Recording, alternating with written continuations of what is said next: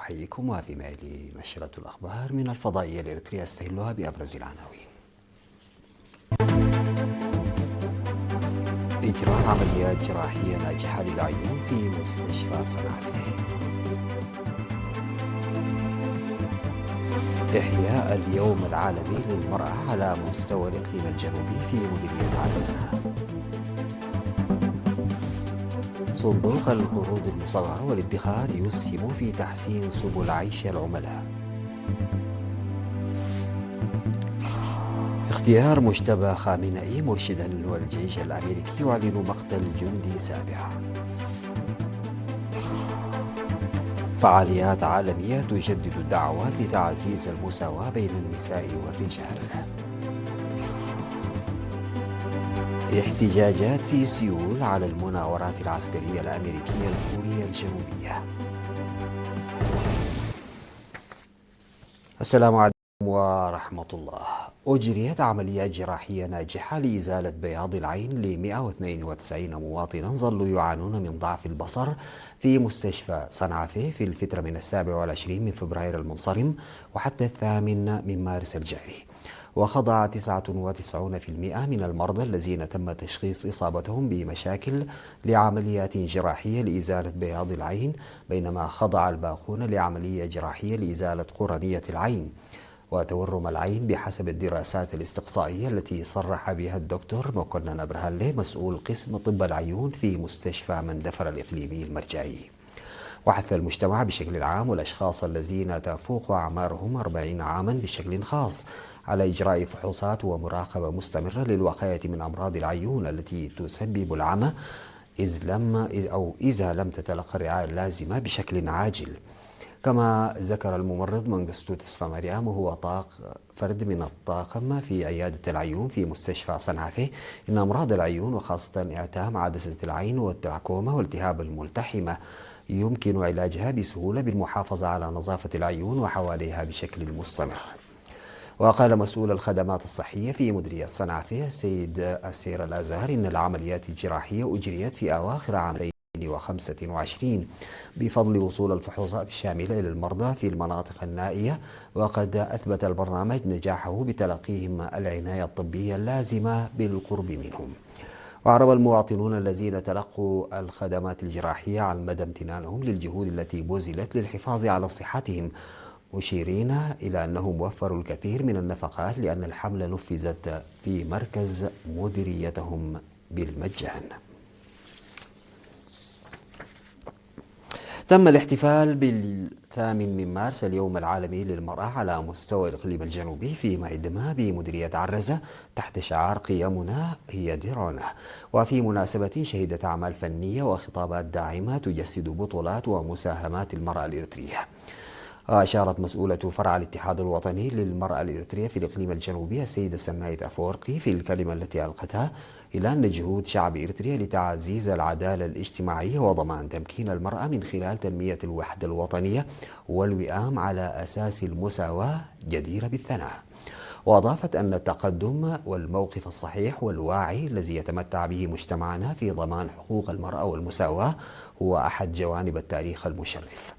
وفي كلمتهم بهذه المناسبة أكد ممثلو الاتحادات الوطنية والمجلس أنهم سيعملون معا لتعزيز الجهود التي يبذلها اتحاد المرأة الوطني لضمان مشاركة المرأة بشكل شامل. وذكرت رئيسة اتحاد المرأة السيدة تخا تسفا ميكائيل أن مشاركة المرأة وتنافسيتها في المجال المدرسي والمهني من بين الأهداف التي أحرزت تقدما جيدا، مضيفة أن هناك حاجة إلى جهود متضافرة لتحقيق هدف النضال من أجل ضمان النمو الاقتصادي والقضاء على الممارسات الضارة. وأكد حاكم الإقليم الجنوبي السيد هبتات تسفاسيون أن البرامج التي تم تنفيذها لضمان مشاركة المرأة في الجوانب السياسية والإدارية كانت فعالة ضمن الجهود المبذولة لتطوير قدراتها الأكاديمية والاقتصادية على حد سواء.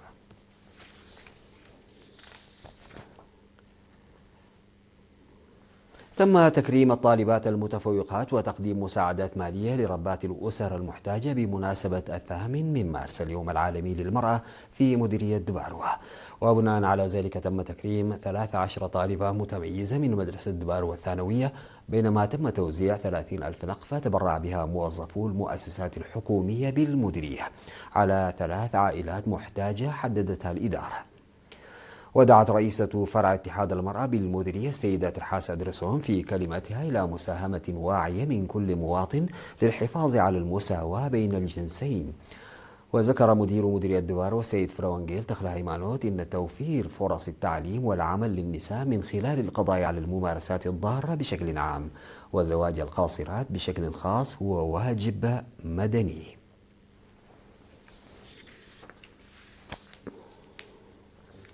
أشار تقرير مراجعة أنشطة صندوق القروض المصغرة والادخار لعام 2025 الصادر في 7 مارس إلى أن برنامج القروض الصغيرة والادخار مول قد حقق نتائج مشجعة في تحسين معيشة المواطنين من خلال توسيع النطاق. وذكر المدير التنفيذي المكلف السيد تاف الأسمرون في كلمته أنه تم إنشاء الصندوق في عام 1996 بهدف تحسين سبل عيش المواطنين الذين لا يستطيعون الحصول على قروض من المؤسسات المالية الرسمية بسبب بعد المسافة والضمانات والمتطلبات الأخرى المرافقة لها، حيث ارتفع عدد البنوك الريفية من 25 إلى 799 في السنوات ال30 الماضية. وأفاد أن عدد العملاء قد ازداد من 1532 إلى أكثر من 74,800 ليبلغ المبلغ الإجمالي للقروض المقدمة نحو 4.3 مليار نقفة، وإن 4 مليارات نقفة منها تم سدادها بنجاح حتى الآن. وبحسب تقرير فروع الصندوق تم جمع أكثر من 293 مليون نقفة، بينما تم توزيع 228 مليون نقفة على العملاء العام الماضي، حيث وصلت نسبة السداد 17.8%.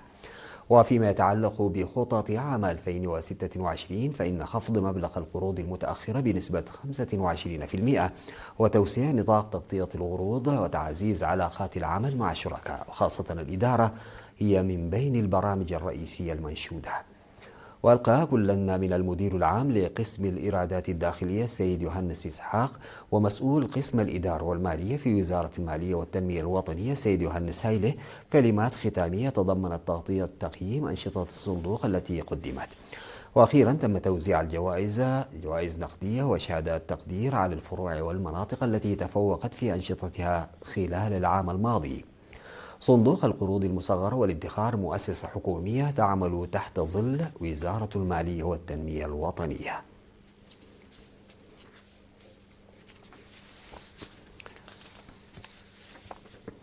تم التوضيح في السمينار الذي عقد في تسني أنه ينبغي على الطلاب أن ينجحوا في دراستهم وأن يديروا وقتهم بشكل صحيح وأن يتصرفوا بأخلاق وانضباط. وحث مسؤول التعليم في مديرية تسني الأستاذ آدم بشير في السمينار الذي ألقاه يوم 6 مارس ل2000 طالب من مدرسة ساقم للمرحلتين المتوسطة والثانوية، حث أولياء الأمور على إرسال أطفالهم إلى المدرسة ومراقبتهم بشكل صحيح حتى يمكن بذل الجهود لتحسين كفاءة الطلاب ومشاركتهم إلى جانب توسع الخدمات التعليمية. وذكر أن مشاركة المرأة تتزايد بشكل جيد وحث على بذل جهود جادة لمعالجة معدل التسرب. وذكر الطلاب بضرورة احترام القواعد الذهبية للمدارس واستخدام التكنولوجيا بوعي. من جانبه نصح مدير مدرسة ساقم المتوسطة والثانوية الأستاذ محمد علي الطلاب بمواصلة تعليمهم بشكل صحيح لتحقيق هذه الرؤية، حيث لا يمكن ضمان تنمية وازدهار البلاد والمواطنين إلا من خلال التعليم. بعد الفاصل سادتي يعود بالأخبار الخارجية.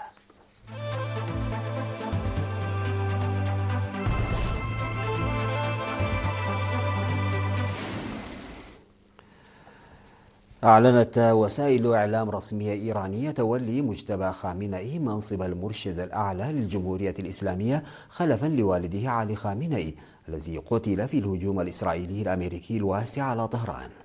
وأكد الحرس الثوري مبايعته للمرشد الجديد واصفا انتخابه بأنه فجر جديد وبداية مرحلة جديدة في الجمهورية الإسلامية. في المقابل قال الرئيس الأمريكي دونالد ترامب لشبكة فوكس نيوز بشأن اختيار مجتبى خامنئي مرشدا إنه ليس سعيدا بذلك. وفي اليوم العاشر من الحرب الإسرائيلية الأمريكية على إيران، أطلقت إيران موجات من القصف الصاروخي باتجاه إسرائيل، فيما أعلنت هيئة البث الإسرائيلية أن القصف تضمن صواريخ شطارية. وأفاد الإسعاف الإسرائيلي بإصابة شخص إثر سقوط شظايا في ريشون لتسيون جنوب تل أبيب. وفي سياق موازن، أعلنت القيادة المركزية الأمريكية وفاة أحد الجنود متأثرا بجراح خطرة أصيب بها خلال الهجوم الإيراني الأولي على القوات الأمريكية في السعودية مطلع مارس الجاري، ليرتفع عدد القتلى العسكريين الأمريكيين في الحرب إلى 7. وفي لبنان، أعلن حزب الله التصدي لقوة إسرائيلية حاولت التسلل عبر 15 مروحية وتنفيذ إنزال في منطقة النبي شيت في البقاع، فيما أعلن الجيش الإسرائيلي أن 2 من جنوده قتلا، أحدهما من سلاح الهندسة في قصف استهدف جراف الدي 9 في جنوب البلاد. أحيا العالم في 8 من مارس من كل عام اليوم الدولي للمرأة، وهي مناسبة عالمية للاحتفاء بإنجازات النساء في مختلف المجالات، إلى جانب تجديد الدعوات لتعزيز المساواة في الحقوق والفرص. وشهدت العديد من دول العالم فعاليات ومبادرات واسعة، حيث جددت الحكومات والمنظمات الدولية والمجتمع المدني الدعوات لتعزيز المساواة بين النساء والرجال وتمكين المرأة في مختلف المجالات. وركزت الفعاليات على قضايا مثل المساواة في الأجور والتمثيل في مواقع صنع القرار وضمان التعليم والعدالة الاجتماعية للنساء والفتيات. ويعد اليوم الدولي للمرأة مناسبة عالمية للاعتراف بالدور الاجتماعي والاقتصادي والسياسي للنساء، حيث تعود جذوره إلى بدايات القرن العشرين مع الحركات العمالية المطالبة بحقوق النساء، قبل أن تعتمده الأمم المتحدة يوما دوليا رسميا للاحتفاء بإنجازات المرأة وتعزيز المساواة بين الجنسين. تظاهر عدد من المحتجين في العاصمة الكورية الجنوبية سيول أمام السفارة الأمريكية احتجاجا على التعاون العسكري بين الولايات المتحدة وكوريا الجنوبية وعلى المناورات العسكرية المشتركة بين البلدين. وجاءت الاحتجاجات بالتزامن مع بدء مناورات عسكرية واسعة النطاق بين الجيشين الأمريكي والكوري الجنوبي المعروفة باسم فريدوم شيلد، والتي يشارك فيها نحو 18 ألف جندي كوري جنوبي إلى جانب قوات أمريكية، وتستمر لعدة أيام بهدف تعزيز الجاهزية الدفاعية المشتركة. ورفع المتظاهرون شعارات تندد بالسياسات العسكرية لواشنطن، معتبرين أن هذه التدريبات تزيد من التوتر في شبه الجزيرة الكورية وتدفع المنطقة نحو مزيد من التصعيد. وتعد المناورات العسكرية المشتركة بين سيول وواشنطن من أكبر التدريبات السنوية بين الحليفين، حيث تقول الحكومتان إن الهدف منها تعزيز القدرات الدفاعية في مواجهة التهديدات الإقليمية، بينما تنتقدها كوريا الشمالية وتعتبرها تدريبا على غزو أراضيها.